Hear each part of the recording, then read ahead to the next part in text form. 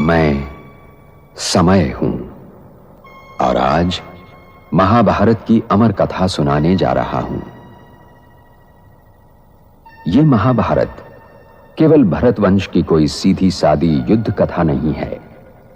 यह कथा है भारतीय संस्कृति के उतार चढ़ाव की। यह कथा है सत्य और असत्य के महायुद्ध की। यह कथा है अंधेरे से जूझने वाले उजाले की। और यह कथा मेरे सिवा कोई दूसरा सुना भी नहीं सकता, क्योंकि मैंने इस कथा को इतिहास की तरह गुजरते देखा है। इसका हर पात्र मेरा देखा हुआ है। इसकी हर घटना मेरे सामने घटी है। मैं ही दुर्योधन हूं, मैं ही अर्जुन और मैं ही कुरुक्षेत्र। क्योंकि महाभारत बनते बिगड़ते रिश्तों और रिश्तों के आधार और जीवन सागर को मथकर जीवन के तत्व और सत्य का अमृत काढ़ने की कहानी भी है।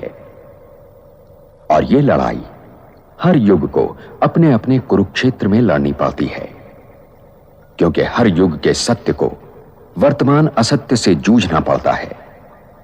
और जब तक मैं हूं, यह महायुद्ध चलता रहेगा और मेरा कोई अंत नहीं। मैं अनंत हूं। इसीलिए यह आवश्यक है कि हर वर्तमान इस कहानी को सुने और गुने, ताकि वो भविष्य के लिए तैयार हो सके। यह लड़ाई लड़ना हर वर्तमान का कर्तव्य और हर भविष्य की तकदीर है। इसीलिए मैं कभी गुरु, कभी मां और कभी ऋषि बनकर हर नई पीढ़ी को इस कहानी द्वारा उसे अपने इस महायुद्ध के लिए तैयार करता रहता हूं। यह कहानी वास्तव में उस दिन शुरू नहीं हुई जिस दिन श्री कृष्ण ने अर्जुन को गीता उपदेश दिया था, या जिस दिन द्रौपदी ने दुर्योधन का मजाक उड़ाया था। यह कहानी इन घटनाओं से बहुत पहले दुष्यंत और शकुंतला के पुत्र चक्रवर्ती महाराज भरत के विजय यात्रा से लौटने पर हस्तिनापुर राज दरबार में शुरू होती है। दिग्विजय चक्रवर्ती महाराज की जय। दिग्विजय। भरत की बड़ाई केवल इसमें नहीं कि उसने हस्तिनापुर राज्य की सीमाएं हिमालय से सागर तट तक फैला दी थी और हमारा यह महान देश उसी का नाम लेकर भारतवर्ष कहलाया।